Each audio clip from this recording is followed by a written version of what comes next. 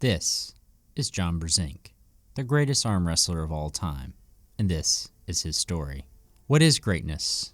Or in the modern sense of the question, what makes someone the GOAT? Is it wins, achievements, dominance, longevity, or is it something more? Humans have always been obsessed with greatness. In every culture, in every time, we have marveled at incredible feats. Who can run the fastest, throw the farthest, lift the heaviest weight? But with the complexities of modern sports, the conversation of who is the greatest garners endless debate. In many cases, we find ourselves debating amongst fans of a sport about who is really the greatest. Cristiano Ronaldo versus Lionel Messi, Jordan versus LeBron. These debates are made endlessly more complicated by the intricacies of team sports, where one could argue that the support a particular athlete receives makes others' achievements more or less impressive. Which is why I would argue debates about who is the GOAT are far more interesting among individual sports. And even among individual sports, there remains much debate, as there are different ways one can measure greatness. Some are the most dominant for a short while others are consistently good for longer than anyone else.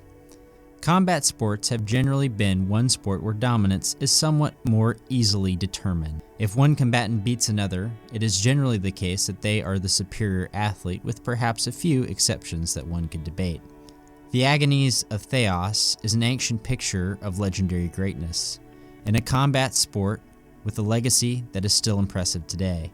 The agonies was a Greek boxer who is rumored to have won about 1,300 bouts over the course of a 22-year career. His most significant achievement came at the Olympics in 480 and 476 BC, when he became the first athlete to win a wreath in two events, boxing and pakraton. He would go on to win another 21 championships. The Agonies remained undefeated as a boxer for over 2 decades. A historical fingerprint like this can most accurately be depicted by another one of his historical legends. The story goes, when a vandal attempted to deface a statue honoring the Agonies, the giant bronze carving fell on the man and crushed him to death. It is this picture of leaving a legacy so monumental that those who attempt to topple it are ultimately crushed in their pursuits. There is another combat sport that has also had quite the historic legacy dating back to ancient Egypt, or perhaps even farther. Arm wrestling is a sport that does not have notoriety today as boxing or wrestling does. However, it requires just as much skill, technique, training as other combat sports. While many people think arm wrestling is as simple as pushing another person to the table in a show of strength, in reality, arm wrestlers use physical techniques throughout their whole body. Arm wrestling also contains one of the most interesting and indisputable claims to greatness in any sport. There is one man who stands above the rest, and that man is John Brzenk. John Brzenk is the GOAT of arm wrestling, and there is a very rare case that there is in effect no debate among the sport about this fact. While other arm wrestlers today are bigger, faster, and stronger, this rather unassuming looking and mild-mannered airplane mechanic is and will always be considered the GOAT. And how is it that he became so great, that he achieved such a monumental feat that no one will ever come close to matching it? How is it that even when he suffered a recent loss at almost 60, he received a standing ovation that everyone remembered arguably more than the victory of the person who just beat you? To answer this question, we have to go back to the beginning. John was born July 15, 1964, in McHenry, Illinois. John Brzenk's father, John Brzenk Sr., was also an arm wrestler, and as perhaps some of us has done, John started his amateur arm wrestling career in the classroom, where he arm wrestled his peers across tables for 5 years.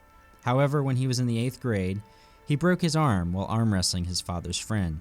This, thankfully, was not the end of John's career. He has said later on that this arm break increased his tendon strength significantly. And while having stronger tendons and an arm wrestler father who is a good teacher certainly helped John, I would argue there's nothing that can truly explain the incredible and nearly indescribable nature of his accomplishments to come. After his childhood arm break and early years of pulling in the classroom, in 1980, at the age of 16, John started to take the sport more seriously, and one might think that with a good teacher and many years of practice, a person that starts young might be able to accomplish something great in the sport. However, when you're the GOAT of something, your greatness can be more quickly apparent. For John, it only took 2 years to show the world the first glimpse of how good he was. It also brings us to the first decade of John's career. To begin this part of John's story, in the 80s, we find ourselves in Woodstock, Illinois, May 17, 1982, where at the IWC National Championships, John competes and wins second right-handed in the lightweight division. While this is definitely impressive, his performance that would take place in September just 4 months later is perhaps a more notable starting place.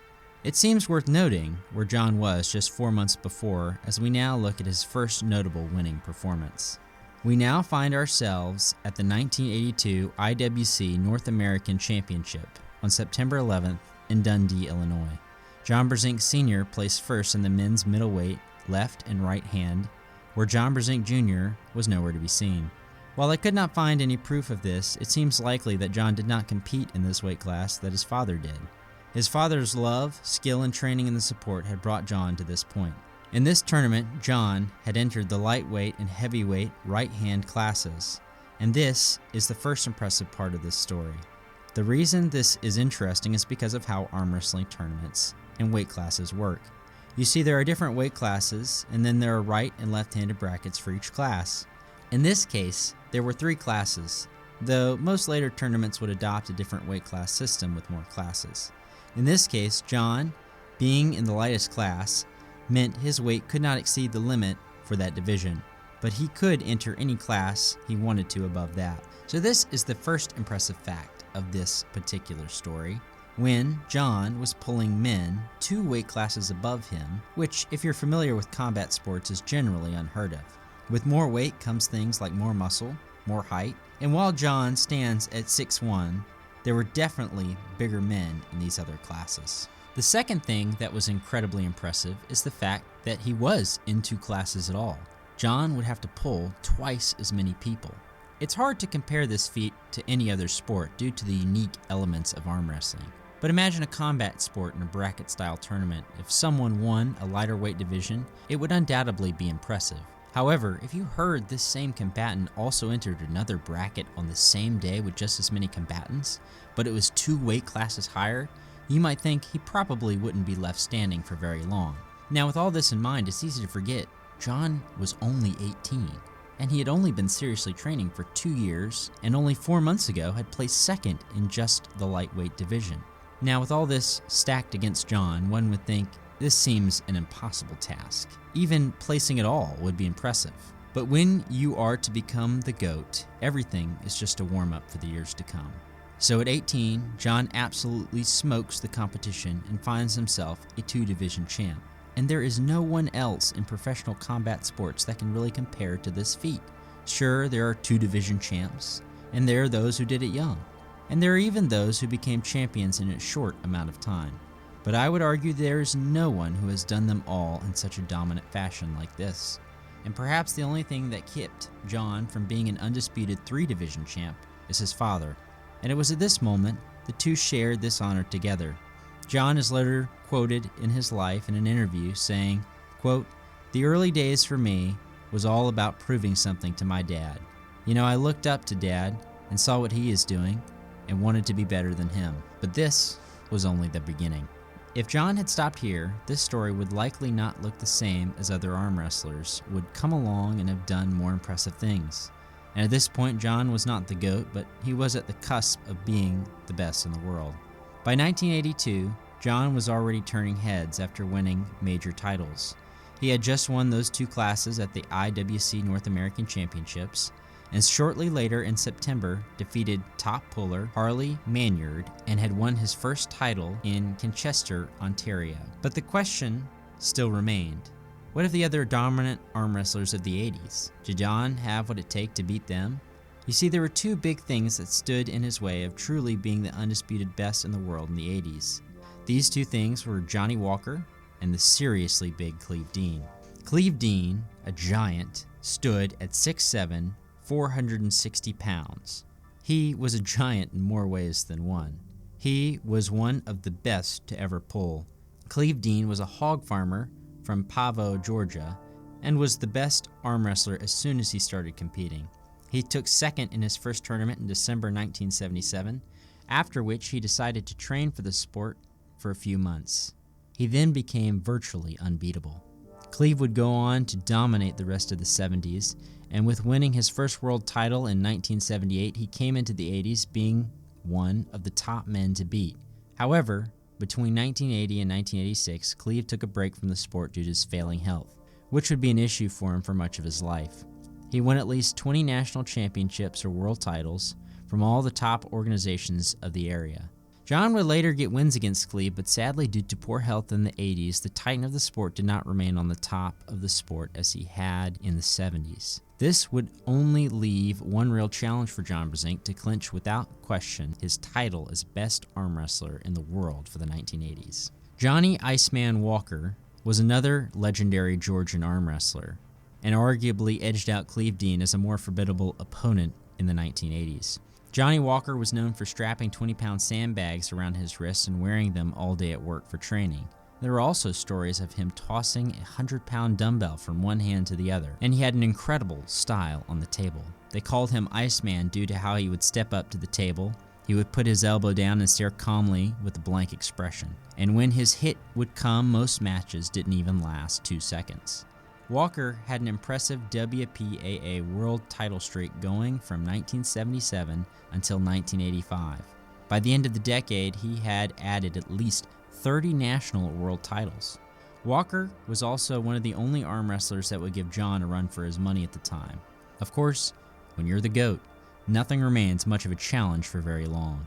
John solidified his position as the best puller in the world in a Reno tournament in the early 1984.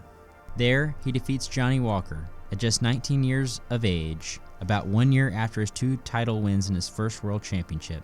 He defeats the top middleweight puller in the world. This put John on top of the arm wrestling world, and it was with this momentum John continued his dominance and brings us to our next stop in this journey. We now find ourselves in 1986 and the over-the-top tournament.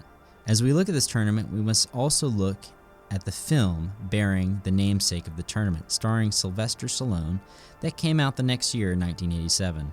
This movie was, and still is to some extent, big for arm wrestling, and many arm wrestlers point to it as their inspiration for starting in the sport. Most people familiar with the movie knew very little or even nothing about the actual tournament that it was based off of. The movie and the tournament were effectively made together. Almost all of the footage in the film is from the actual tournament. The only exceptions were the shots that featured Stallone himself. Stallone's on-screen matches were actually all filmed the day after the real finals, and it had been said that the character of Hawk was loosely based off of John. The tournament itself is a thing of legend. Over the Top was the biggest event in arm wrestling history, beginning with the first qualifier in Beverly Hills in August 1985. The competition lasted a year, moved the length and breadth of North America, and included qualifying events in Europe and Israel. 4 best arm wrestlers in each contest qualified for the finals in Las Vegas. Although an arm wrestler could enter as many of these qualifying events as he or she could go to, they could only qualify once. John competed in the truckers division because he worked for Delta Airlines. It is also because of this he was able to travel to multiple qualifying events and took full advantage of this ability and went to many of them. Once the qualifiers came to an end on the 26th of July, 1986, over 800 arm wrestlers had qualified for Over the Top tournament, and they found themselves in Las Vegas to compete in the finals. With such a large number of competitors, it was impossible to run the tournament on 2 or 3 tables. In fact, between 8 or 10 tables were actually used throughout the tournament. The tournament started at 1 p.m. and ended the next morning. 2 broken arms, and about 18 hours later, sometime between 6:30 and 7:30 a.m., the tournament finally concluded. There are numerous interesting stories that could come out of this legendary tournament. One thing is for sure though, after 18 hours, one man stood atop the rest, and it was perhaps the only time during the whole tournament where everything seemed to stand still. John Brzenk faced off against Ed Arnold, and when the dust settled, John had won the tournament truckers division. and had won a $250,000 Volvo white truck and a brief cameo in the movie. And it was at this moment everyone understood they were in the presence of greatness. John closed out the 80s on top of the arm wrestling world. There is something special about arm wrestling, a unique appeal that is in some way universal. Everyone can find something appealing about watching skill and strength clash in a medium that we all understand. Two hands clasped in combat, and in the end, one hand topples the other. However, arm wrestling is unique in those whom it calls to. It has long been an underground sport. Even when it finds its way into the spotlight, it is often misunderstood. However, for those who hear the primal call of the sport, they often never leave. Arm wrestling has the benefit of being very physical while still allowing competitors to stay healthy and compete for years or even decades. John was young and healthy and came into the 90s a man on fire. It is safe to say the sport of arm wrestling had found its man to sit on the throne. Perhaps John needed arm wrestling as much as arm wrestling needed John, because what he would do over this decade and the next few decades to come were absolutely unbelievable. It's hard to even conceive of this multiple decades of dominance. Even considering one decade of dominance is impressive. Many athletes in the world can only claim a high level of dominance for a few years at the most. In most sports, dominance over a decade can easily put you in the conversation to be the greatest. When it comes to dominance, wins, and longevity, John has done it all. In fact, it's almost impossible to list all of his accomplishments. There are several feats from John that are well documented, and this next feat is arguably one of his most impressive. From 1982 to 2015, John only suffered a single supermatch loss in 2004. And only a handful of people have beaten him in tournaments.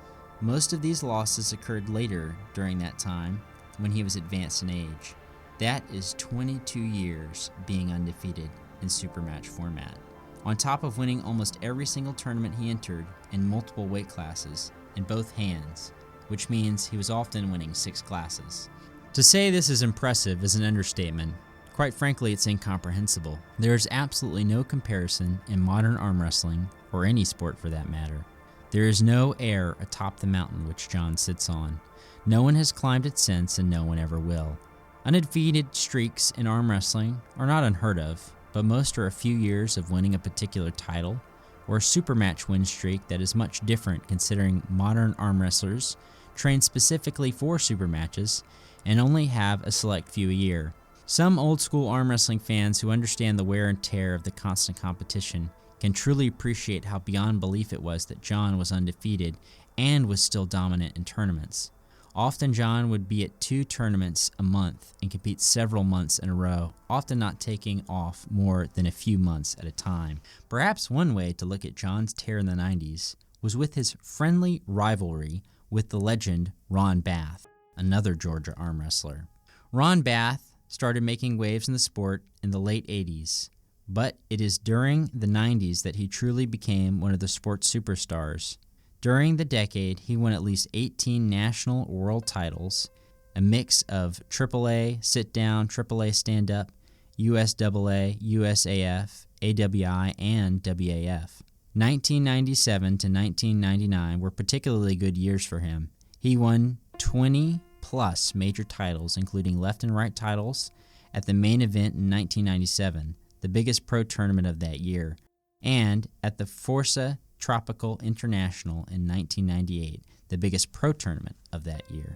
Ron Bath still competes at a high level in his 60s and has an incredible legacy that should put him in the top 10 of any arm wrestling list. And that is perhaps what makes this comparison so impressive.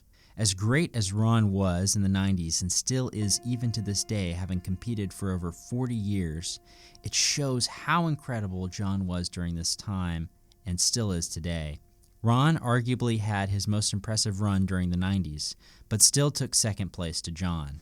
Even John's own brother was stuck in his shadow, even with an impressive resume in the 90s.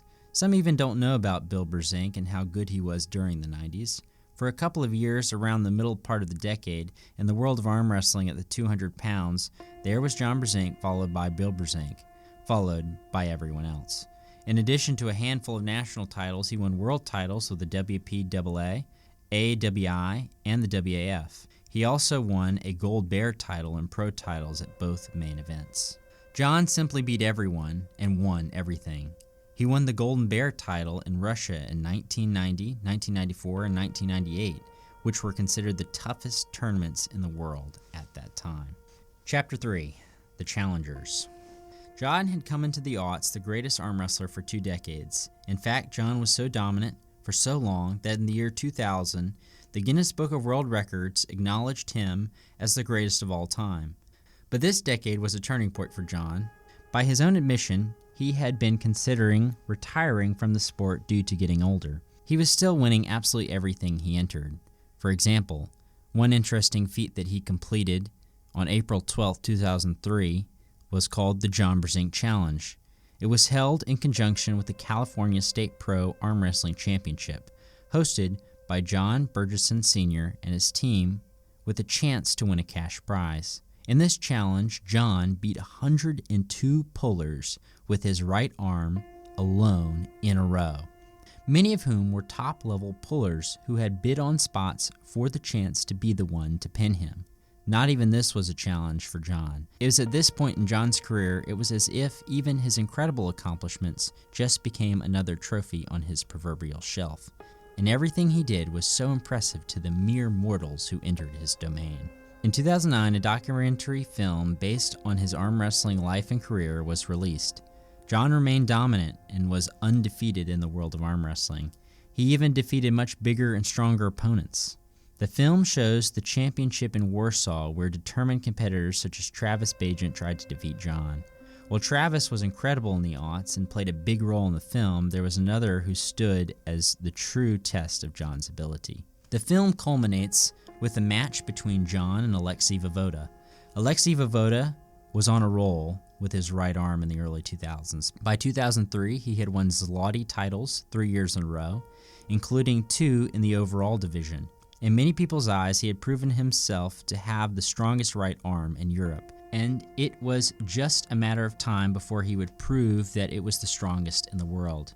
His streak was interrupted at the WAF World Championships in late 2003, where Travis Bagent beat him in convincing fashion. Undeterred, he trained intensely over the next year and then would win the overall division. Alexei Vovoda in 2004 was John's first professional loss in 22 years. Shortly after this, Vovoda would retire from the sport to become an Olympic bobsledder. It's as if Vovoda got closer than anyone else had in a long time to breathing the same air as John. Beating the best is one thing. Being the best is something different. Later in life, John, always being very humble, was asked about the pressure of being the greatest and the pressure of losing, and he said, "I never really thought about the possibility of losing. It wasn't that important at the time." John never made excuses for losing, even to some of the absolutely enormous and juiced-out monsters he would face in his career. And as I mentioned that, there's 2 other facts about John I've kept hidden. The first is that he famously never cared much for lifting weights. He occasionally used weights for recovery, but John believed in arm wrestling hard about once or twice a week. To the modern athlete, this seems crazy. How could you be as great as he was with only a few hours of training a week? What was his secret? Well, there wasn't a secret. The second fact about John is that he didn't do steroids. Well, he didn't do them until he was in his early 40s, and even then he did them just to keep healthy. Somewhere around 2005 or 2006, John started taking testosterone to supplement his health as he got older. Thinking back, how incredible is John's legacy, knowing the way he trained and that he did not use PEDs in an untested sport. John Brzenk has said, quote, "You can be champion without steroids. I did it for 20 years." John would face off against many incredible opponents in the aughts. For example, his match against Devin Lair in 2008, which was one of the few losses John had this decade. John Brzenk was the top puller in the 1980s, the top puller in the 1990s, and at the end of this decade, he was also the top puller of the 2000s. During this period, from 2000 to 2009, John racked up more than 200 major titles in virtually all of the professional organizations. He won a record 11 Zloty titles, including the overall right-handed division 4 times. He competed in 7 PLA Vendetta arm fights over the course of the decade and won all of them, including a 2009 match with Denis Cyplenkov. While he did experience some losses during this decade, he managed to hold the overall #1 right-hand ranking on the planet for 7 of the 10 years. Even as John slowed down, he was still incredible. And it should be noted that by slowing down, he was simply slightly less dominant in the super heavyweight class, which contained many bigger arm wrestlers. The next decade proved to be more of a challenge for John, as the one thing that could slow him down began to creep up on him. Chapter 4, The Tens. Hurting from the thing you love.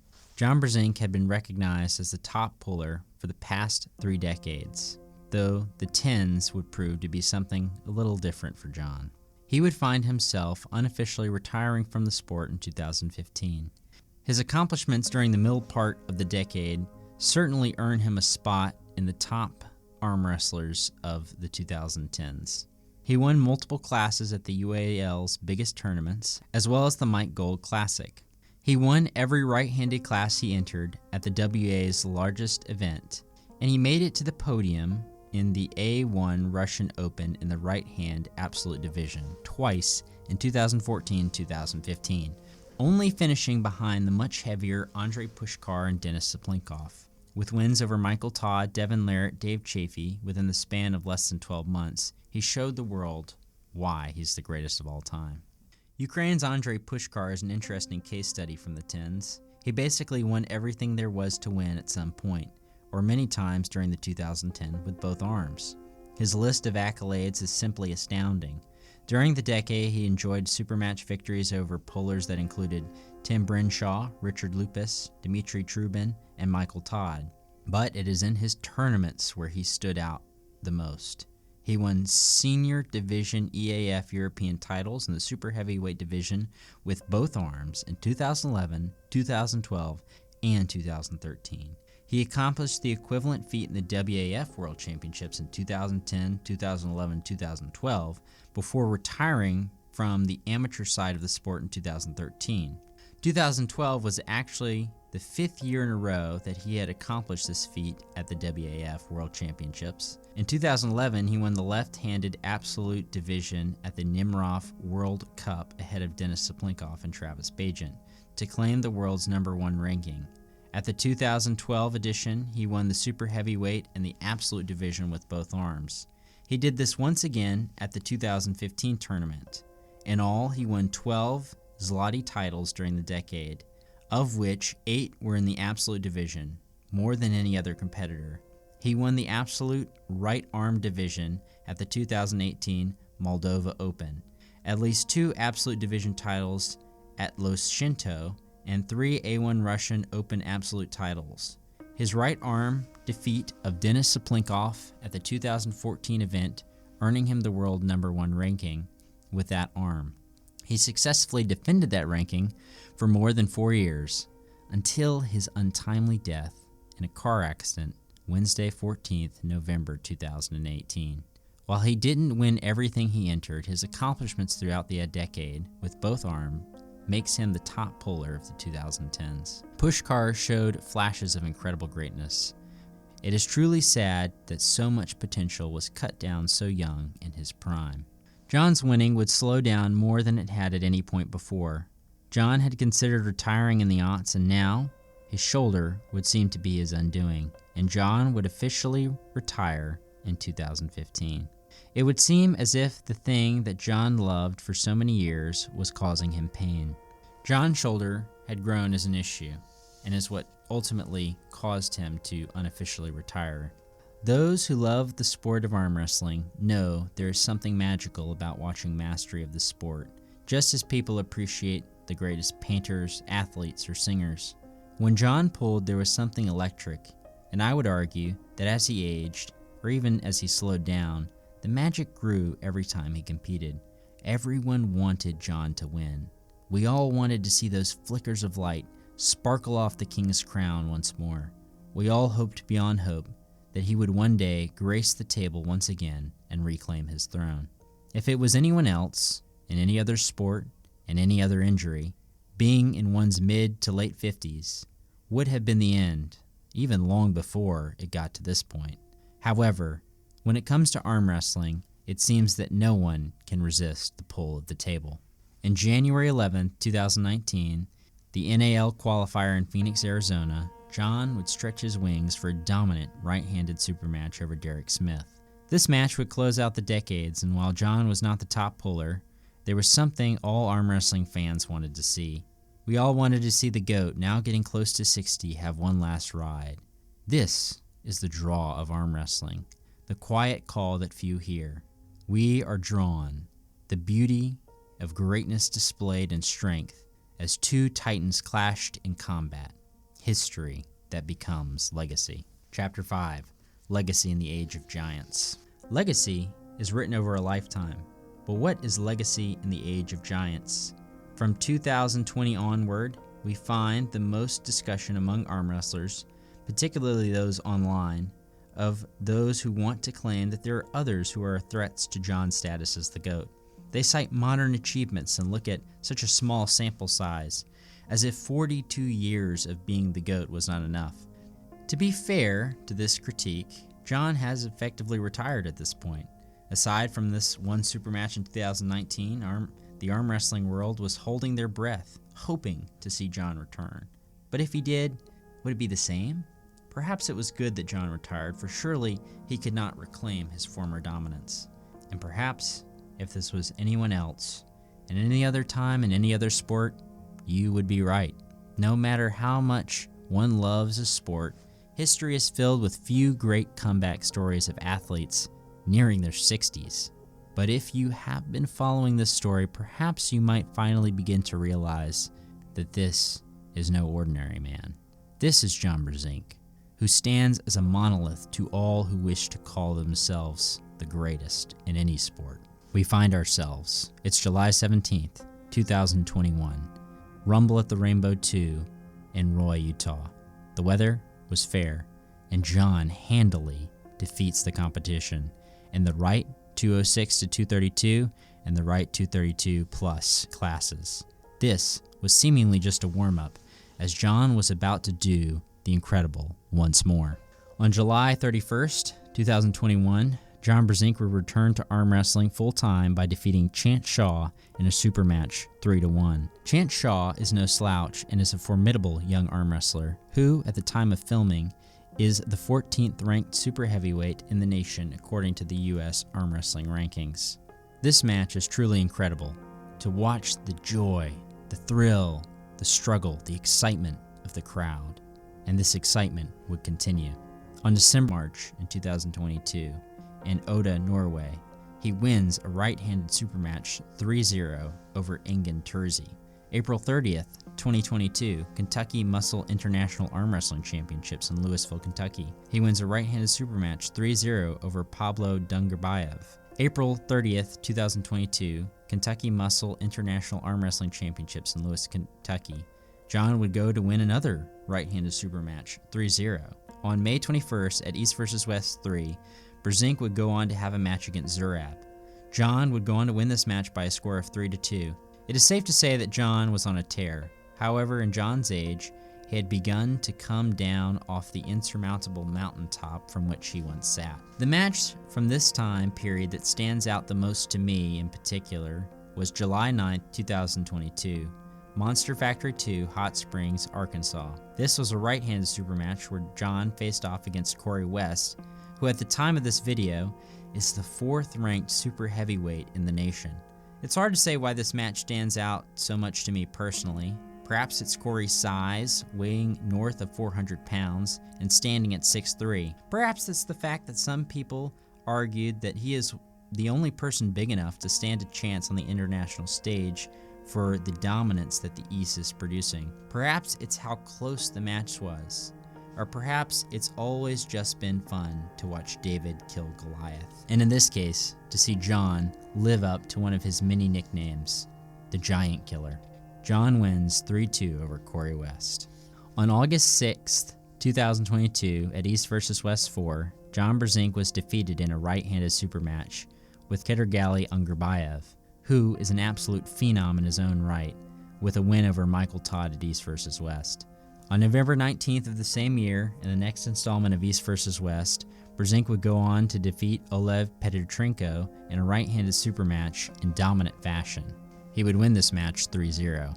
On July 21, 2023, John Brzenk would participate in the 5th consecutive installment of East vs. West, losing a hard-fought super match to Irakli by a score of 3-2. All of these matches were glorious masterclasses to behold. Each one deserves an in-depth analysis in their own right. The next month, on February 25th, Brzenk would have his toughest test to date, a match at King of the Table 6th against super heavyweight Denis Cyplenkov, the former world #1, who had not had a match in 4 years due to health issues. Despite the time off, Cyplenkov did not look like he had lost as much of his strength, defeating Brzenk by almost an effortless 6-0 score. On August 12, 2023, Brzenk would lose 3-0 to Todd Hutchings at the AWC Reloaded event. John was seemingly mortal, and perhaps it's the aged mortality that caused people to forget the decades that had come before. In many of these online debates, people look to the recent years of John Brzenk's performance and often forget how many decades have come before and all the history that comes with them. On September 23, 2023, John Brzenk would remind us once again as he would go against Alexei Vovoda at King of the Table 8. This was a rematch of the historic first match in 2004, which Vovoda won. Circumstances were different this time, as Vovoda had not competed in years and was not as dominant as he was back then. John would win this match 4-2. This brings us to the most recent match of John's career as of the time of filming. John Brzenk versus Sasho Andreev, East vs. West, a 97-kilogram world title match, which John had cut significant weight for. And it was in this match, in this moment, as we look back, we can ask ourselves, why is this moment so important? Why is it that when John loses, everyone remembers the ovation he receives more than the title win of his opponent? Because there is more to John Brzenk than just wins and losses, stats, longevity, or titles. When it comes to John, there is the most true essence of greatness. Conclusion: what is greatness? So what makes someone great? What makes someone the GOAT? Is it wins, achievements, dominance, longevity, or is it something more? John had all of this. He beat giants, went the distance, and has been doing so for decades. There is no debate in arm wrestling about who is the GOAT. There is just a huge mountain between him and whoever wants to try for second place. I would argue what makes John the GOAT is the fact that he had something more, something intangible. John's greatness is like the statue of Theagenes, where a legacy is so insurmountable that those who attempt to topple it are ultimately crushed in their pursuits. And even when it came to the losses, the memory of the man stood taller than his short list of shortcomings. So why did John do what he did? Well, he started because of his dad. What kept him motivated? John says, quote, "You just start to have something to do. It is a hobby for most, like weightlifting. It's a little more complicated than that, and it's obviously not UFC fighting, but it requires some camaraderie between arm wrestlers and other people. You just kind of get hooked into the whole group. I think the most fun part is climbing the ladder and stepping through the competition." Thank you very much for listening to this production. I spent a great deal of time studying, researching, and editing. I really hope you enjoyed and learned something about the greatest arm wrestler of all time, John Brzenk. If you enjoyed this, please consider liking, subscribing, and sharing the video with your friends. Thank you all for listening.